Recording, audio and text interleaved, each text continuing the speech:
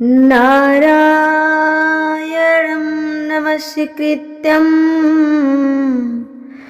नरं चैव नरोत्तमं देवीं सरस्वतीं व्यासं ततो जयमुदीरये।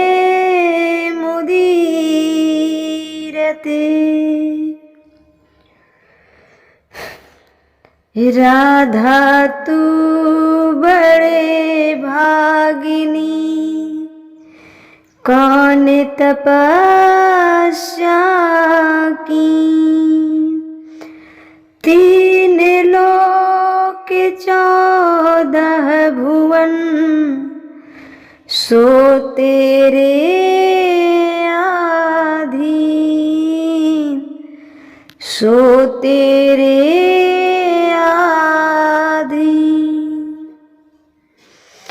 राधा मेरी माते हैं, पिता मेरे घनश्याम। इन दोनों के चरणों में मेरा कोटि कोटि प्रणाम, मेरा कोटि कोटि प्रणाम। आए हो तो प्रेम से लो हरि का नाम, सभी भक्तों को डिंपल की राधे राधे श्याम, राधे राधे श्याम। प्रेम से बोलिए श्री कृष्ण कन्हैया लाल की जय। श्रीमद् भागवते भगवान की जय। प्रिय भक्तों, आप सभी का जीवन आनंदमय हो, खुशियों से भरा रहे, इन्हीं शुभकामनाओं के साथ मैं कथा में आगे बढ़ूंगी।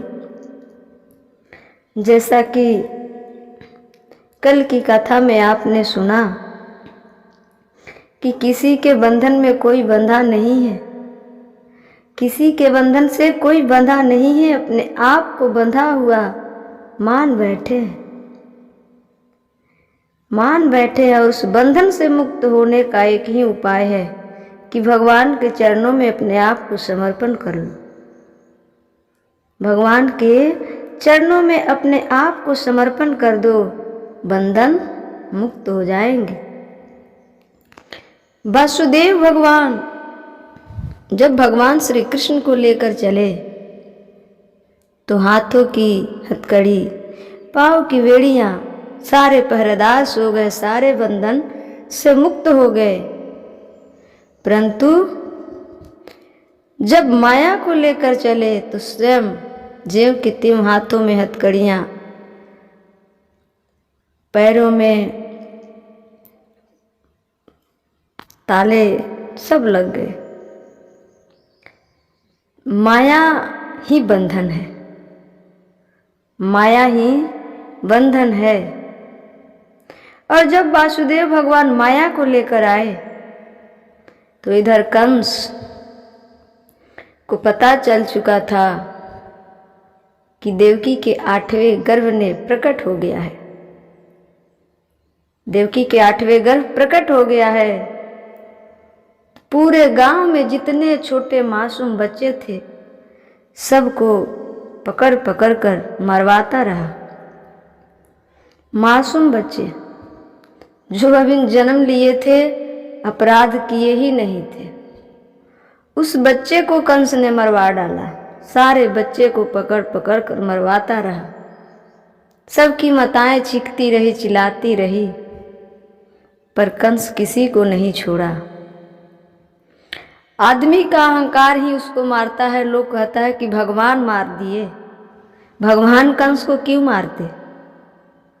भगवान कंस को नहीं मारे, कंस को कंस का अहंकार ने मारा है। किसी भी व्यक्ति का उसका अहंकार मारता है। भगवान किसी को कुछ नहीं करते। भगवान थोड़े कहते हैं कि तुम ये गलती करो, किसी मासूम बच्चे के जान लो, किसी को ललकारो, किसी को गाली दो, किसी को कुछ करो। भगवान कहते हैं क्या आकर कि जाओ किसी का मर्डर करो, अन्याय किसी को गाली दो, अन्याय किसी को मारो? तो भगवान किसी को नहीं मारते। अपने अपने पाप से लोग मर जाता है, अपने अपने पाप से लोग खुद मरता है, अपने अहंकार से लोग मरता है।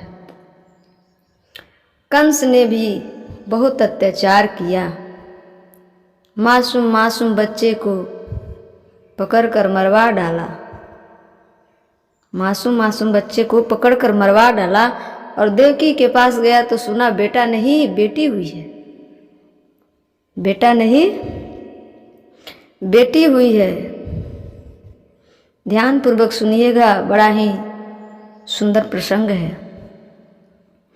ज्यों ही उस शक्ति को, उस देवी को ऊपर से पटकना चाहा, देवी हाथों से छूटकर आकाश में चली गई और आकाशवाणी हुई कि दुष्ट, हमें तू क्या मारेगा? तुम्हें मारने वाले तो जन्म ले लिया है, तुम्हें मारने वाले तो जन्म ले लिया है। वही देवी विंध्याचल में विंध्याचली नाम से जानी जाती है।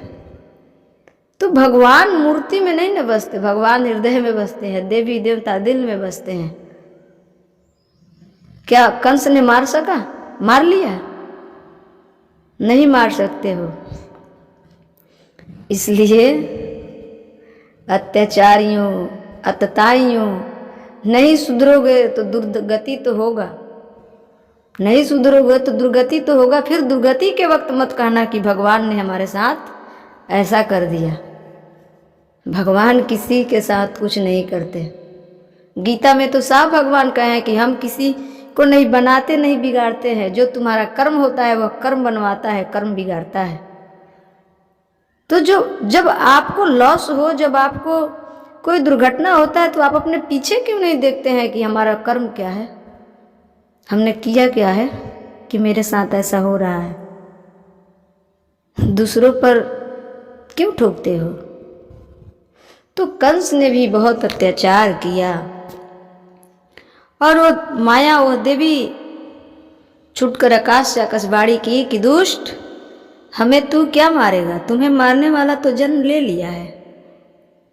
कंस अवाक रह गया, कंस अवाक रह गया। जिस मासूम बच्चे को कंस ने पकड़ पकड़ कर मरवा डाला, उस मासूम बच्चे 11 साल के उम्र में भगवान कृष्ण ने कंस को मारे हैं, क्योंकि बच्चों के साथ अत्याचार किया था ना। बच्चों के साथ अत्याचार किया तो एक बच्चे ही भगवान बच्चे के रूप में आकर मार दिए। तो भगवान थोड़े मारे, भगवान नहीं मारे, वो कंस का अहंकार था। कंस भगवान से इतना नफरत करता था कि दाल जो होता है ना, दाल उसमें काला जो जीरा दिख जाता ना, तो दाल को हटा देता था। क्यों? क्योंकि काला है ये कृष्ण है, काला है ये कृष्ण है, इतना नफरत करता था। तो भगवान से प्रेम करो या नफरत करो, चिंतन किसी प्रकार हो जाए तो कल्याण है। आंखों के तरफ किसी के नहीं देखता था कंस, क्योंकि आंखों में जो ये काला वाला है वो उसे मानता था कि वो कृष्ण है, कृष्ण दिख रहा है, कृष्ण हटाओ हटाओ, कृष्ण दिख रहा है। इतना नफरत करता था। एक बात मैं बताएं, सबसे ज्यादा लोग शत्रु को याद करते हैं, सबसे ज्यादा लोग शत्रु को याद करते हैं। तो कंस ने इतना शत्रु माना था भगवान को, इतना याद किया, इतना याद किया कि भगवान को स्वयं आकर मारना पड़ा। भगवान भगवान है, मोहन प्रेम बिनु नहीं मिलते, चाहे कर लो कोटि उपाय। कहाँ कहाँ से उसको फेंक दोगे, कहाँ कहाँ से उखाड़ दोगे, क्या कर लोगे? अरे तुम्हारा जो शरीर दिया हुआ है, बनाया हुआ है, उन्हीं का है। एक सेकंड में चाहे तो तुम्हारे शरीर का हर अंग छीन सकते हैं और आत्मा तड़पती रह जाएगी। सारे डॉक्टर, सारे सब कुछ, सब मेडिकल, सब देखते रह जाओगे, घूमते रह जाओगे, कोई नहीं सुधार पाएगा। इसलिए भगवान से अहंकार मत करो, दोनों हाथ जोड़कर विनती है। नास्तिक बनो, अपने घर द्वार, अपने परिवार समाज के लिए बनो, भगवान से नहीं। और मैं तो विनती करती हूँ कि ये सरकार किसी का ऐसा बुद्धि मत दे जो आपसे हट कर बैठे, जो आपसे शत्रुता करे। प्रेम ना करे, ना माने अलग बात है, बाकी शत्रुता जो करेगा तो परिणाम कंस, रावण, गंधारी, धृतराष्ट्र के जैसा ही होगा। इन्हीं लोग के जैसा होगा। गंधारी, धृतराष्ट्र अपने बेटे को नहीं डांटा लो, सामने बैठकर जुआ खिलाया लो, बीच सभा में साड़ी उतरवाया लो, पर जब विनाश हुआ तो भगवान को श्राप दिया लो। भगवान क्या कर सकते हैं? भगवान क्या कर सकते हैं? तो भगवान किसी को सुख दुख नहीं देते, कभी नहीं। इसलिए कहती हूँ जो कम से कम गीता भागवत पढ़ना तो थोड़ा सा भास्ट है, रामायण तो पढ़ लेते। रामायण पढ़ लेते तो गृहस्थ जीवन जीने का तरीका मिल जाता। जिसको गृहस्थ जीवन जीना है उसको गृहस्थ जीवन जीने का तरीका मिल जाता कि किसके साथ कैसा व्यवहार करने से हमारा गृहस्थी सही चल सकता है, सही चलेगा। लेकिन हमारे यहाँ तो हमारे युवा भाई बहन, हमारे युवा पीढ़ी इसे तो अनर्गल समझते हैं, अनर्गल समझते हैं। लेकिन तब समझ में आती है जब सारा नाश हो जाता है ना, जब कुछ नहीं बचता है। गंधारी और धृतराष्ट्र को कब समझ में आया?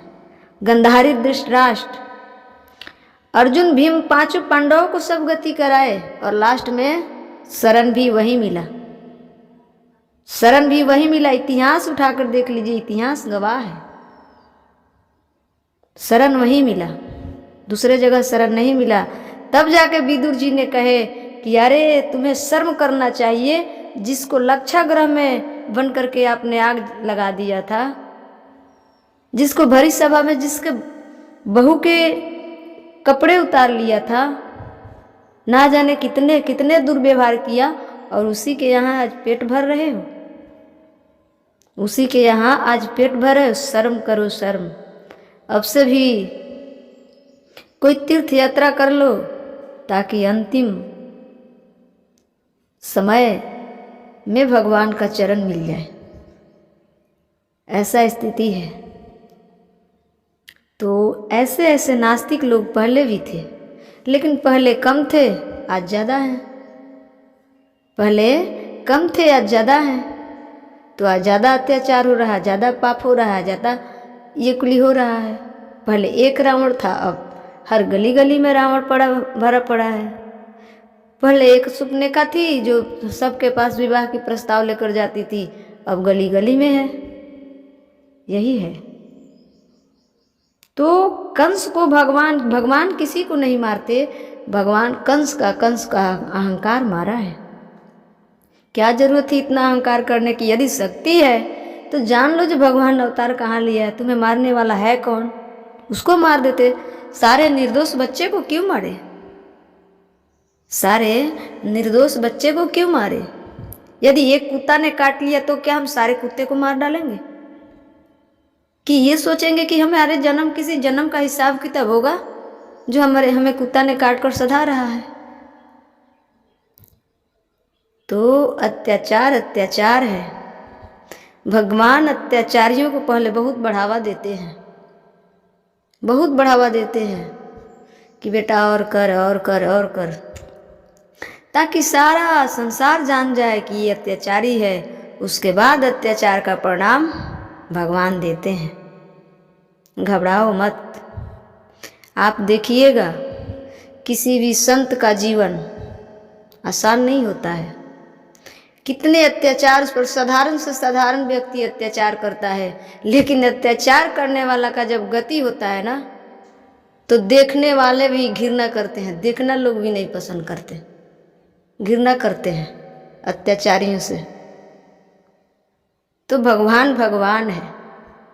एक दो काम, एक दो रुपया आप कमा लेते हैं तो उस पर आपको अभिमान है, और जिसने आपका सुंदर शरीर, सुंदर दिमाग, कान, मुंह सब बना कर दिया, जिसका सारा संपत्ति है, सृष्टि है, क्या उसको अभिमान नहीं होता होगा? जिसके डर से सूरज समय पर उगता है, समय पर डूबता है, जिसके डर से बारिश होती है, जिसके डर से वायु चलती है, जिसके डर से समय पर सब कुछ होता है, क्या उसको अहंकार नहीं हो सकता है? क्या उसको अहंकार नहीं हो सकता है? वो चाहे तो एक सेकंड में सब कुछ पलट सकते हैं, लेकिन ऐसा नहीं करते हैं। क्यों? क्यों नहीं करते हैं?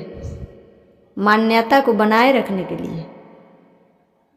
मान्यता को बनाए रखने के लिए कंस को भगवान चाहते तो वहीं से मार देते, क्या जरूरत थी पृथ्वी पर आने के लिए और मानव का रूप धरने के लिए? वहीं से मार देते। परंतु कंस ने अत्याचार किया था कि छोट छोट बच्चे को मारा था, छोट छोट बच्चे को मार दिया, नवजात शिशु को मार दिया था।